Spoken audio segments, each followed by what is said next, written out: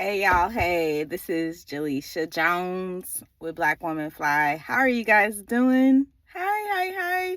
I appreciate every single one of you. Can I just say that again? I'm going to keep saying that. I am grateful to the 10th degree. I'm in awe and I'm grateful. Okay? And if you could tell by the title, we are going to talk about my alopecia journey. It's 10 years in the making, 11 years in the making. And I want to talk about it because I'm all about transparency and I'm very much about mental health. This is why I have quit my job. This is why I am giving up my house. This is why I asked my mom to move out, because mental health is imperative. And I've spent my life with mental health issues, and this is a culmination of that. And so I want to just discuss the importance of prioritizing yourself, your mental health, and how that can tie into your hair or other things, physical ailments, if you don't take care of you. So hit the like, share, and subscribe button, y'all. I appreciate y'all. And comment, because I love talking to y'all. Okay? So I have alopecia, yes. And it is a 10-year journey. It began back in 2014, 2015. And just the preferences, I grew up as a fat girl. I was a fat girl. I was known for being pretty for a big girl. I was obese, okay? And I was bullied in school. I was taunted. I was teased. I was very sensitive. And I never thought I was pretty. I used my body, sex. We're going to get real. I used my body for love. I thought that men only wanted me if I was sexual with them. And that's a multitude of different reasons. But I never thought anyone would be attracted to me. I would ever have like a man that wanted me. Back in 2013, 2014, I was about 260 pounds and maybe a little bit more than that. And just to clarify this, I'm 5'3", 3 3/4, 5'4". So I was a big girl, okay? I naturally have hips and thighs and big booty. So expand that. So I'm 24 at the time. And I just made a decision that I was going to get on Weight Watchers and start going to the gym. And within 5 months, I lost 85 pounds. I went from like a size 18, 20 to a size 10. Sometimes I could fit a size 8. And overnight, I became pretty much the bomb.com. I was the bomb, because I'm naturally pretty. I know this, but to never be recognized for that, and then all of a sudden, everyone is paying attention to you, all men, even women, like I became the bomb.com. Okay. And so I really needed that validation. I sought it. I went after it. I did everything in my power to keep it because it fed me. I was mentally unwell because I had no self-esteem. I didn't think anybody really wanted me. I had body dysmorphia. I thought I still was bigger than what I was. So I was obsessed with the way I looked. And I thought I was following social media, and I thought the best way to keep a man or to keep someone interested was to be pretty much the fantasy. So I started wearing lace weaves all the time, lace fronts. I started getting sewing weaves all the time, okay? I was wearing, I had my corset, I had my waist trainers, I was working out constantly. I was starving myself a lot. I was trying to be everything and anything to be the fantasy. And I got a lot of attention, okay? I got a lot of attention, but I only wanted attention from the wrong people. When I say the wrong people, this was usually emotionally unavailable men, primarily taken men, okay?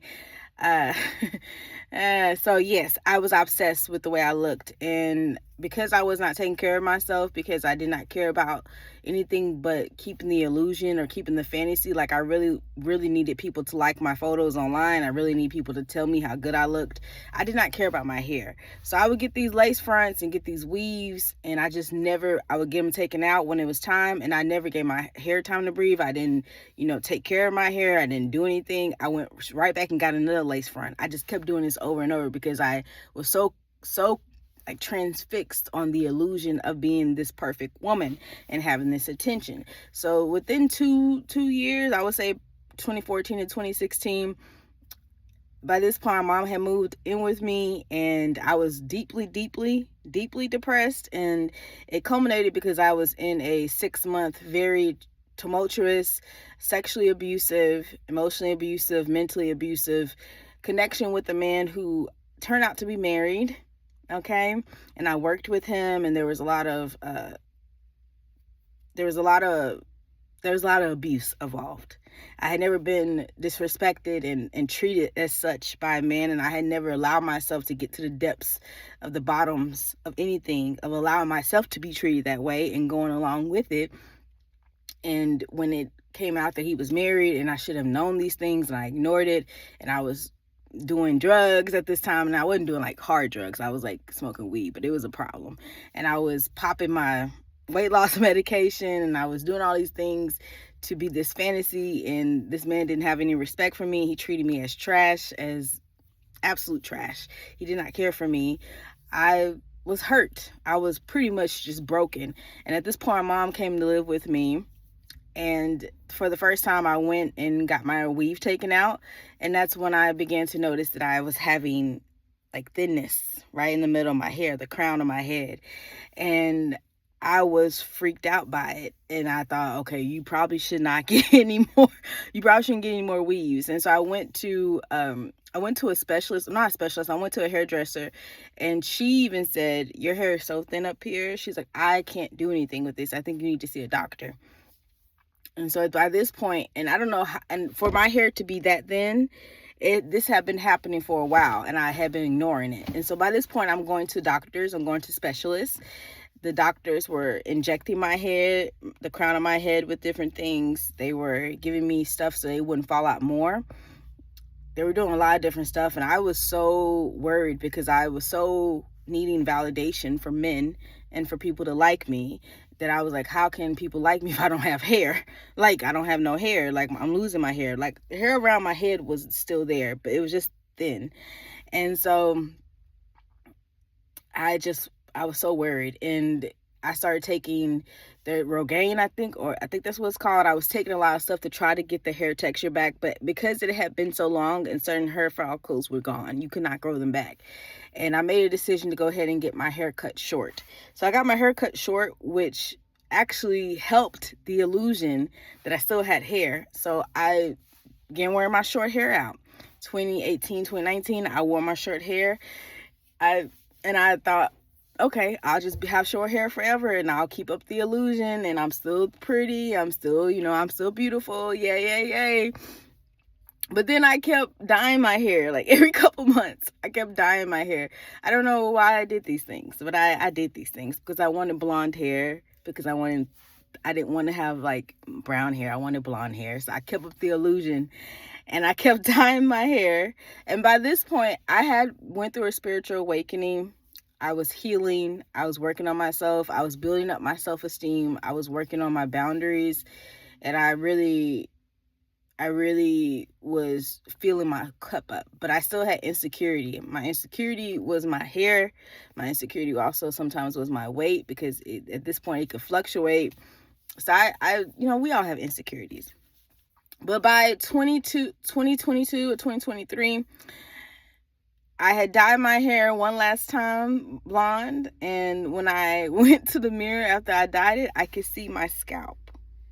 Like, it was an afro, but I could see my scalp, like the entirety of my scalp right here. I could see through it.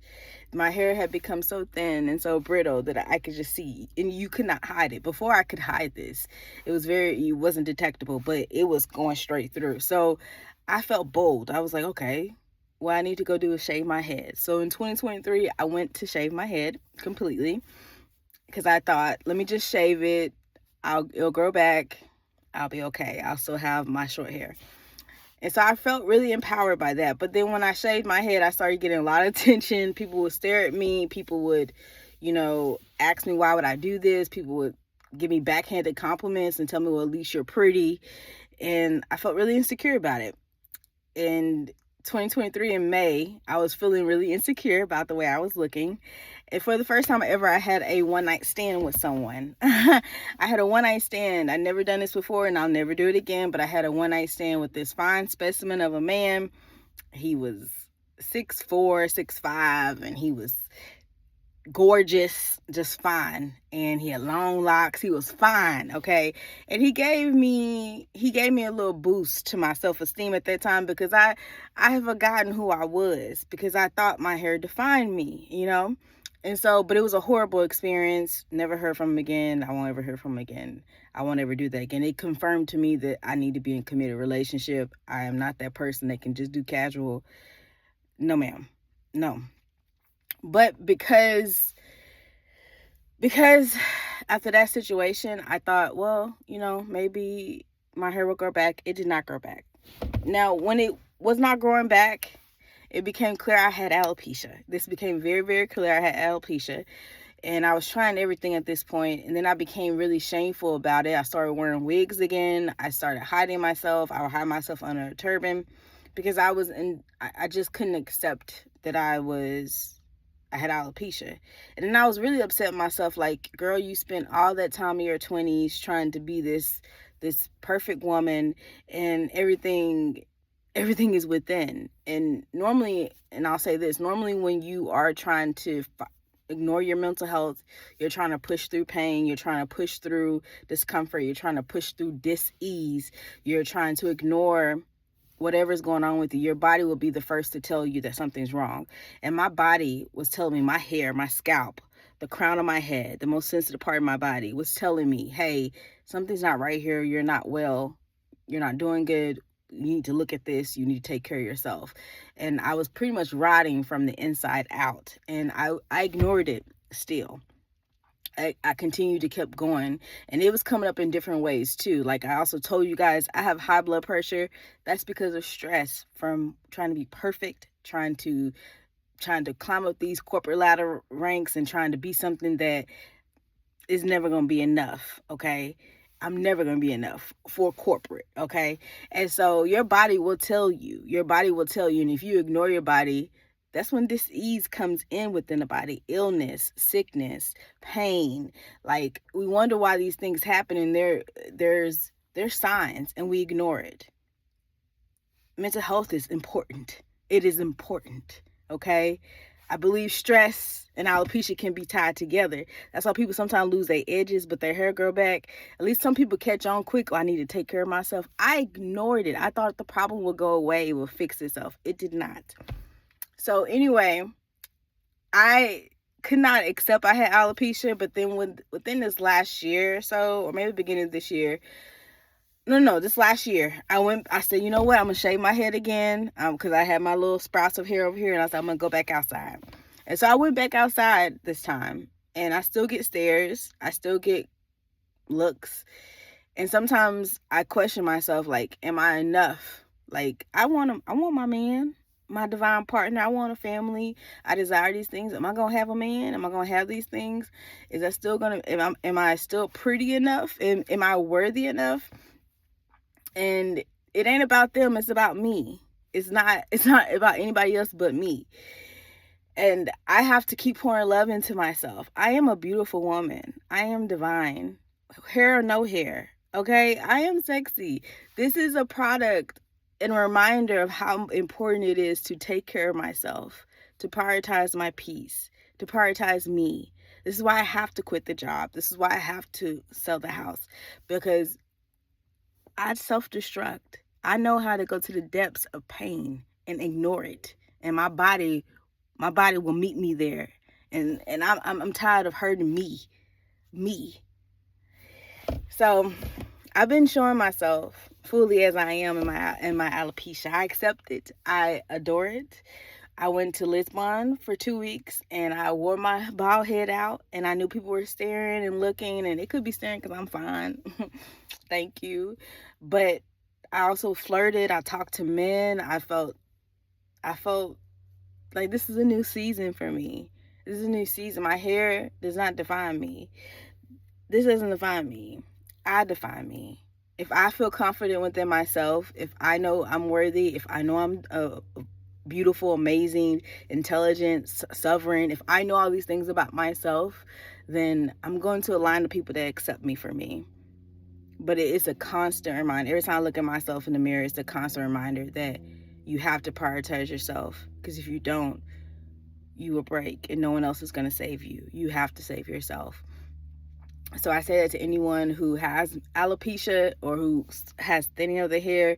It's not just a sign that you're stressed. There's something else going on within you that you're probably ignoring, that you're not facing, that you're not dealing with. Handle that. If you're having a lot of stomach issues, throat issues, if you're having a lot of back issues, if you're having, like, you always got to get to the root source. Why am I having such dis-ease within self? And what can I do to change that? What can I do? Because sometimes what we need to do, we don't want to do because we're afraid of change. We're afraid of it. But the body will tell you. The body will force you. The body will tell you, sit your ass down. And you can't do nothing else but sit your ass down. Okay? I love me today. I'm grateful for my journey. This is a sign that I got me. I got me today. Also, I wrote about my alopecia journey with the publication, a Black woman's publication, Midnight Indigo. I will put that essay, that personal essay I wrote, in the description box. Please check it out. I will see you ladies soon. If you have your own alopecia journey, let me know. If you have mental health issues where you lost some of your hair, it grew back, let me know. If you had alopecia and then your hair still grew back later, let me know in the comments. Will I try it? Probably not, because I'm completely okay with myself today that this is where I'm at, because I done did it all and I done tried it all. But let me know. I love to hear healing journeys. So thank you. Thank you. And I'll see y'all later. Blessings.